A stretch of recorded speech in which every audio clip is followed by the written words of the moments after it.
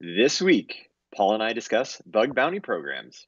In the news, Lenovo reveals ThinkPad devices are affected by two CVSS 10 vulnerabilities from September of 2017. The death and resurrection of GitHub accounts will be the doom of us all.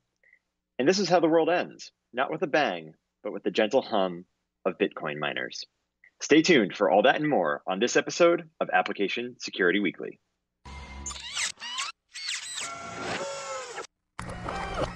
This is a Security Weekly production.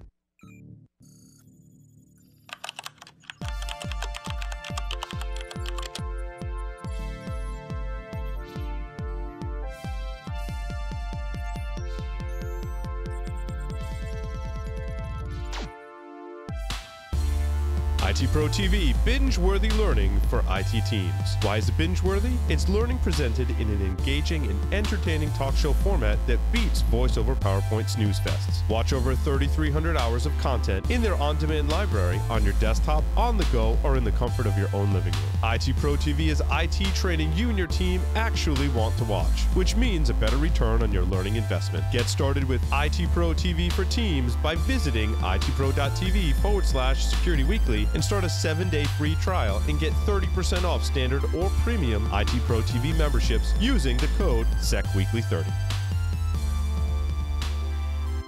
Welcome everyone to episode 6, our 7th episode of Application Security Weekly. I am, of course, your host, Keith Hoodlet, and I am excited to be joined by my perspicacious co-host, Paul Asadorian. Paul, welcome to the show. Hey, thanks, Keith. It's good to be here. Excited, as always, for our all of our shows, and Application Security Weekly is the latest addition to the Security Weekly podcast network. It's going to be a lot of fun, as always. Love talking about AppSec. Yeah, it's always a good time, and I know that this week we're going to be talking about a hot topic that's near and dear to my heart, being bug bounty programs. Before we do that, Paul, do we want to do any announcements at all at this point?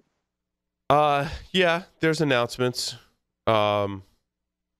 I guess. How about I start with them and then I'll let you jump in. So first and foremost, I want to recommend that everybody check out the Security Weekly on-demand material because, quite frankly, it's awesome and it's got a lot of really great content. So you can get some stuff from Cybereason, Onapsis, Signal Sciences, Black Hills Information Security, Stealth Bits, and more available at securityweekly.com/on-demand. Check it out. I've enjoyed it and you will too.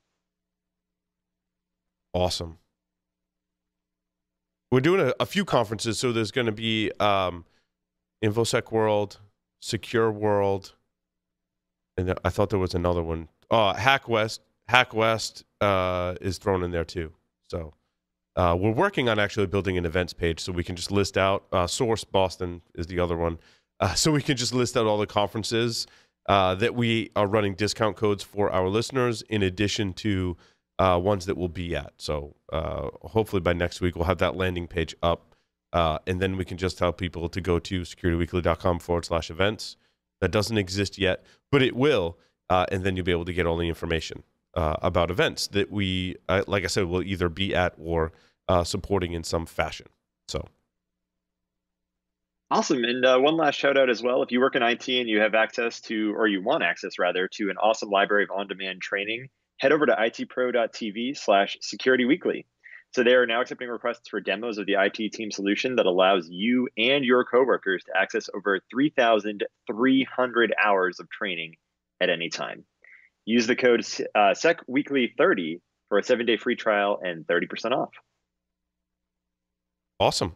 And I just want to say, Paul, I've really enjoyed the IT Pro TV stuff. I mean, from everything I've been watching so far on Vue.js, it's different than anything I've taken from a training perspective because you actually get to see the people and then they jump into the code and they have kind of this ongoing dialogue. It's not all that different from maybe watching our podcast. So I think it's a pretty cool tool and something that everybody should check out.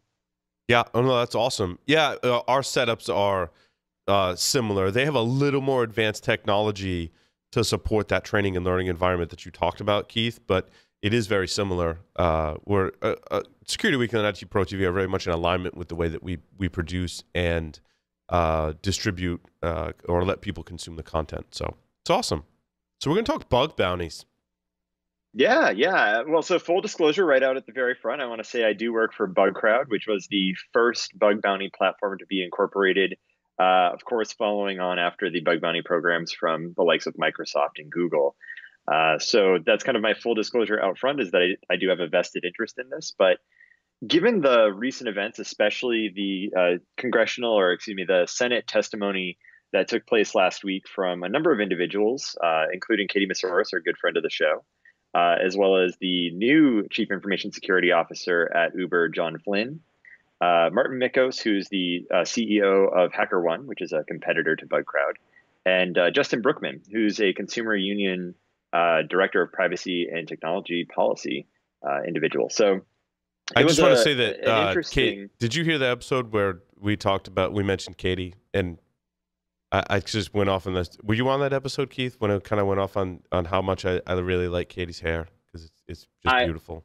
I wasn't on the episode, but I listened to it yesterday on my Yes, ride down into Boston. And so I was thinking to myself, Katie's hair is really impressive, but it she's done is. a number of really amazing things for the industry as a whole. I mean, including, of course, starting off with the bug bounty program at Microsoft to kind of, lay the groundwork for these sort of things to happen.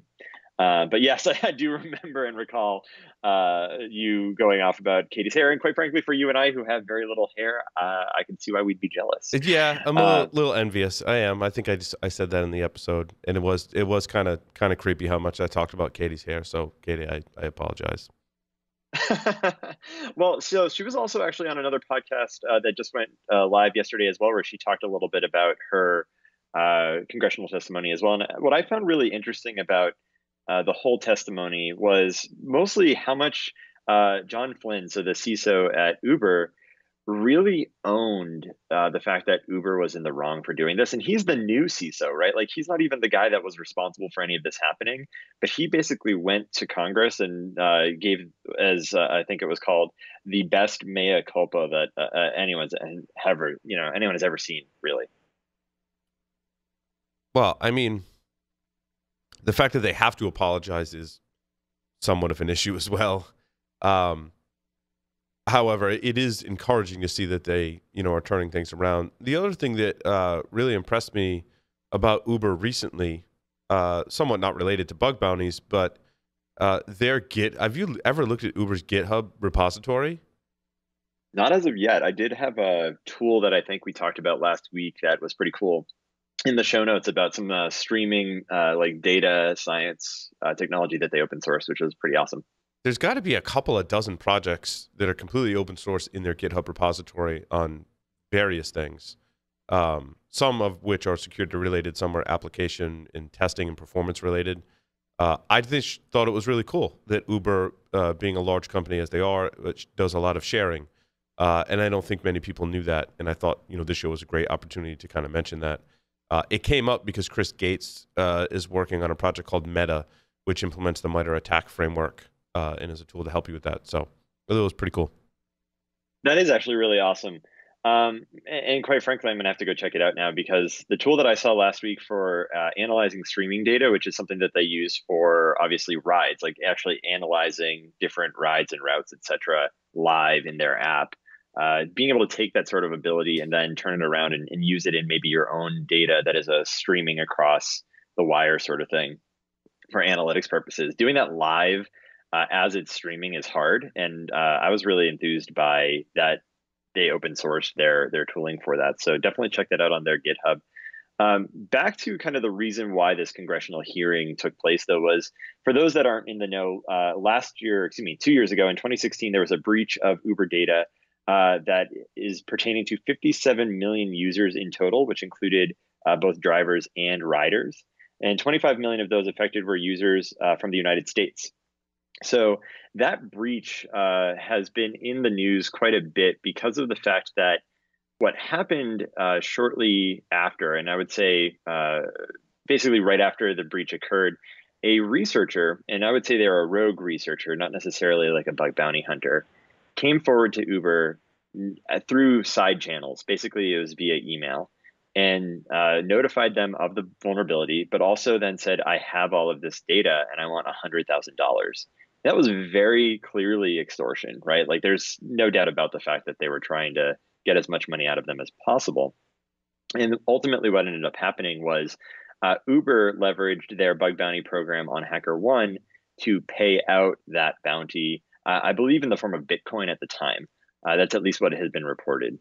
And as a result of it, there has been some controversy and conflagration around the idea of bug bounties, really where they fit in the market, as well as really what they are. And in this case, Uber has come forward and said this was extortion. We recognize it as extortion now, and we should not have treated it as a bug bounty. And as someone who works for a bug bounty company, I would definitely agree with that sentiment, because that sets the wrong tone for what a bug bounty is intended to do.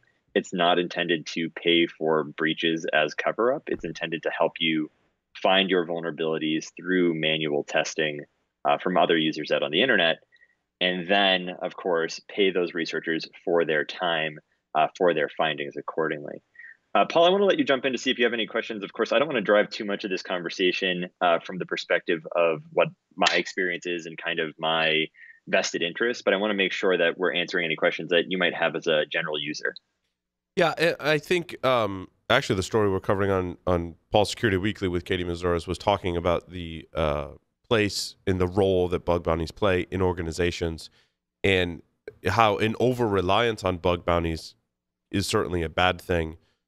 But I think over time, as we've talked about what security programs and security architecture looks like, there's never been, well, people have tried to put together a list of like, hey, you should do these things, or, hey, you should do this, and it allows you not to do these other things. Like, everything has its place.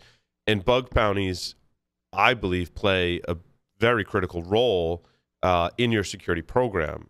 However, not having one or relying on them too much is a bad thing. But kind of like that happy medium where, yeah, you know what, it's good, we're going to set aside, X amount of budget that, we've calculated is the appropriate amount for our strategy and for our business. And we're going to enable researchers to basically go find heinous vulnerabilities in our stuff so that we can fix them. It's a model that works, that I believe will work from now to the end of time. And I think when people look at newer strategies and or solutions, they think of it as replacing something when really it's an addition or just a very nice part of your overall security program that allows you to reduce risk. And I believe it certainly does that. I also think it has some ancillary benefits of keeping some of your vulnerabilities and the potential exploits for those out of the black market, because you're creating your own market for that. So I'm sure it's still going to happen, but you're giving people a path to be able to do that, which is different from a company like Zerodium. And I don't know if you've looked into this particular company, Keith, but it sounds like it's almost like a legitimate gray market, if you will. Like, it kind of sits between the black market and the legitimate market, which is just kind of concerning to me, because are they notifying the company to fix the breach, or are they just selling you're just selling their exploit and they're selling it to governments across the world? That's kind of shady to me. And I believe it's Choki Bekrar who actually runs Zerodium. But yeah, I have looked into them. And as an organization, they basically will buy exploits and vulnerability data from researchers to then turn that around and sell that to government agencies for use in their intelligence tool sets. So it is a very different market from what is considered a bug bounty. But yeah, there are people that will pay handsome sums of money for certain sets of vulnerabilities because of the difficult nature that exists in terms of just finding and leveraging them, right? It's interesting to me because with bug bounties, so last week when I was in San Francisco for company kickoff at BugCrowd, there was an individual that's a customer of BugCrowd that came in and he said, the reason that people have bug bounties and the reason that I think it's effective is, quite frankly, as you pointed out, bad guys have a way to monetize your data. It's just not through you. Whereas bug bounties, it's very much a white hat market. The people that I know and I am good friends with are pen testers by day. They're application security folks. They're developers, right? They're security architects. They're people that almost like the idea of, you have someone that goes and drives Uber on the weekends as a side gig. Well, this is literally a side gig for security professionals all over the world. And it's incredibly effective for them because it allows them to practice and enhance their skill sets while also allowing the companies to benefit from that diversified testing that's usually on an ongoing basis, right?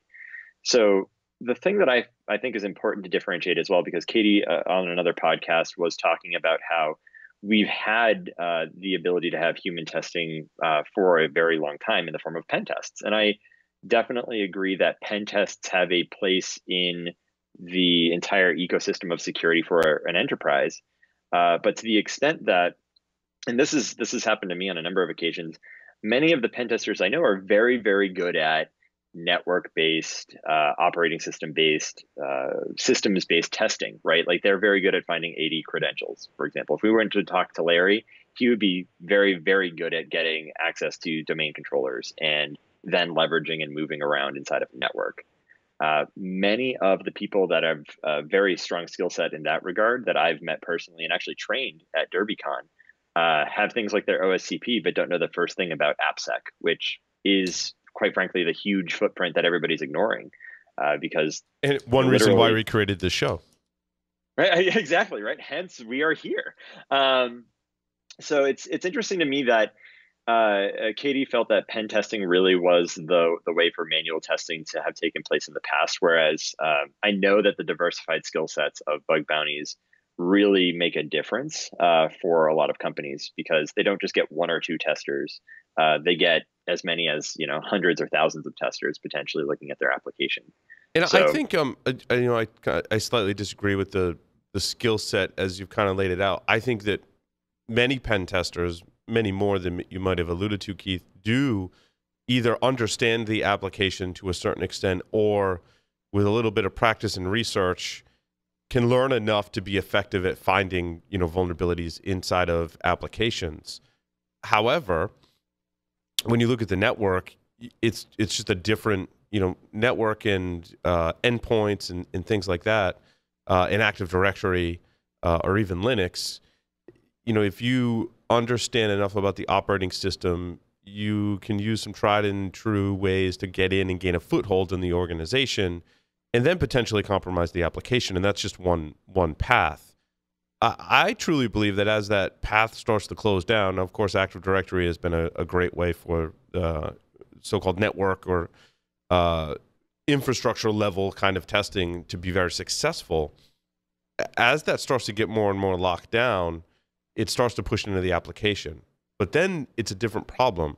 It's just a completely different beast, because you've got Active Directory in like one base operating system.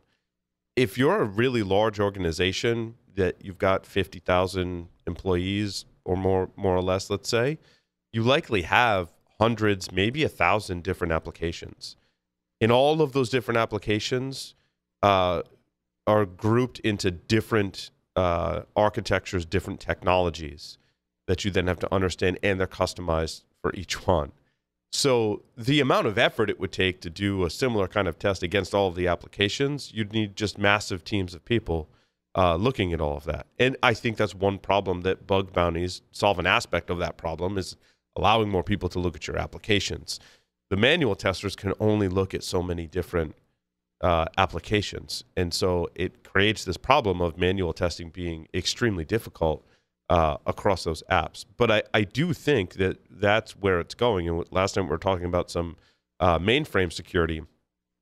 Well, I think that's important. I also think that the applications that run on top of those mainframes are somewhat of a even greater risk than the platform itself. For sure. And quite frankly, even for the pen testers that I have met that don't fully grasp or have their arms around application security, I would say they are primed to learn it quickly, right? Sure. A number of people that I trained at DerbyCon last year had their OSCP, and I was like, oh, wow, I am training people with their OSCP. I really felt very humbled, because that to me is the gold standard, or one of the gold standards of certifications in our industry, right? And to be training those people in application security where they had never really dabbled in it before was a lot of fun, because they picked up on it very quickly. Yeah. And to that end, the other thing that you point to, and this is really where bug bounties solve a bigger problem, is if you have a pen tester who's really good at, say, Postgres database queries, for example, they understand Postgres front to back. They can do SQL injection against the Postgres database. But if your application is using NoSQL in some fashion, so MongoDB as a great Hmm. example here, that's an entirely different animal in and of itself, because now the injection vectors are very, very different. And that may or may not be a skill set that the pen tester you have hired actually has.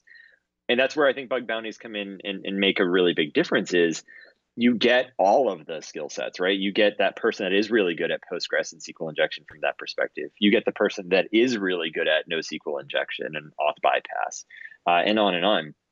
And I think that that's that kind of wisdom of the crowd is really where the differentiator is, as opposed to pen tests, which are incredibly useful and important because let's face it, phishing is a very real problem, and your internal network security is paramount to your ability to do your job, right? And for your business to keep those crown jewels safe. What is interesting to me is the crown jewels for most companies today is actually shifting more and more to a web presence of some form. So a great example is Equifax, right? Like their data that is their crown jewels as an organization was accessible via a web front end, and that's where the application security aspect starts to come into play here. Yeah, I think that there's multiple levels of testing, and I think that your traditional penetration testers can be uh, pretty effective, even if like I even think about when I was doing pen testing full time. I'd come across all kinds of different applications, and they were in scope and varying capacities. While I wasn't getting paid to test just that application, you work with the client and say, well, I found this thing. Like, do you want me to just take a look at it and see what I can find? And, sometimes it was like a cold fusion. Now, I've never developed in cold fusion in my entire life. It's kind of a train wreck of a technology, to be quite honest with you. I'm pretty sure that kind of sums it up. But just knowing what you know about testing the security of things, you can do a good job in testing that application in a short period of time. Now, what you're not going to get from pen testing that you get from bug bounties or maybe some crowdsourced assessment services is a deeper dive into some of those individual applications. And that's important too. And that's why I think all these technologies, when we look at assessing your security, all of these play in nicely. And so you would have a bug bounty program. Maybe you would do some crowdsourced style pen testing across your environment. Maybe you have an internal pen test team. You're going to hire some external penetration testers, and you're going to run some attack simulations as well. And using all of those effectively across your environment. Now, not every organization is going to need all and have the requirement to maximize your return on investment for all of those services, but all of those are tools that are available to you, and they can play together nicely. And depending on your organization, you're going to want to choose some or all of those to be part of your security program. For sure, for sure. And I think that the last thing that we can say on this, because I want to make sure we get to the learning and tool section, because this is one of my favorite things to talk about when we get to that, is the fact that Katie pointed out, if your bug bounty is your end all be all security presence or Yeah. your security program, it's probably bad for you as an organization. And for the most part, I would agree. I mean, you really should be doing the internal pen tests. You should be doing the external network level pen tests. But in addition to that, and I think what Katie's point was really driving at is you actually have to have a development team that has the bandwidth built into their sprints to address the problems that are found. You Yeah. actually have to plan for building an architecture that is resilient to change, because you're going to need to change with the bugs that are found. So I think that that's largely what her company, Luda Security, actually does, is actually prepare companies for basically taking in all of that information and then using it effectively, that it's not disruptive to the way in which they do business, which is what she did at Microsoft, quite frankly. Correct. Correct. Um, Sorry, I can't think straight today. I was going to say something, and I don't remember what it was. Quite all right, quite all right. So I know that we're getting ready here for a break, but before we do, I actually wanted to opine a little bit on what has really become my absolute favorite editor, which is Visual Studio Code. Now, for the most part, I generally don't use Microsoft products. It's nothing against Microsoft personally. I just have not had the greatest experience with a lot of their different product lines, and so I was hesitant to start using Visual Studio Code. At the time, I was using PyCharm, Hmm. and I think before that, I was also using WebStorm. So Yeah, our to developers here go back and forth, I think, between PyCharm and Visual Studio.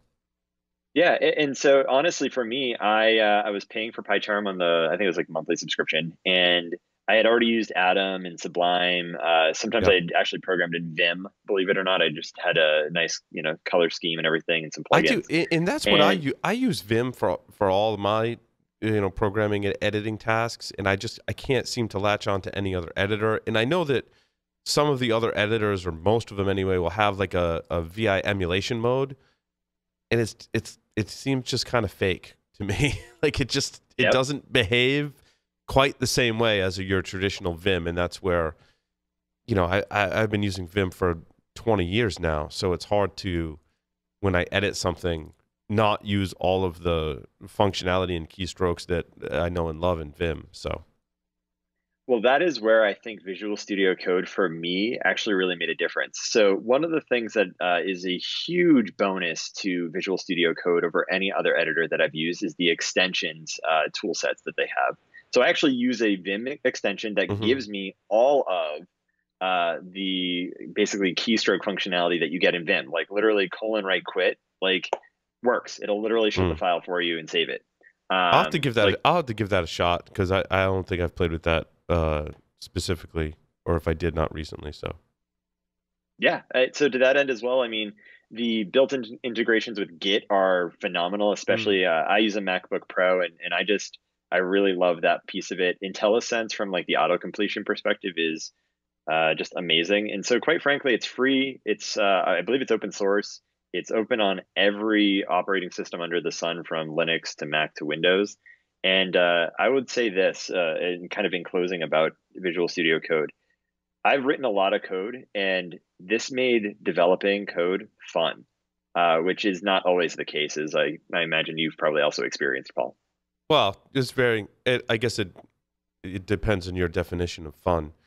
I think some of the like or perceptions that I had of Visual Studio was Visual Basic.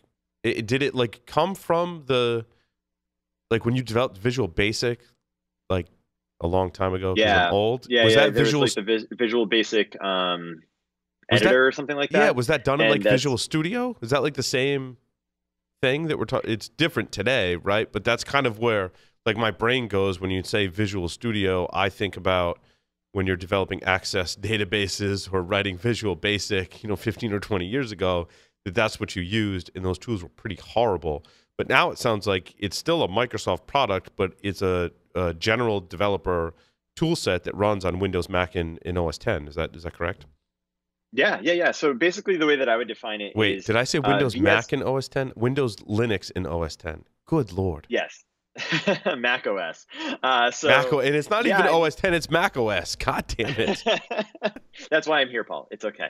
Um, so I would say this. It's usually referred to as VS Code. So Visual Studio is still like your compiled down type editor for a lot of Java, C, C++ editing.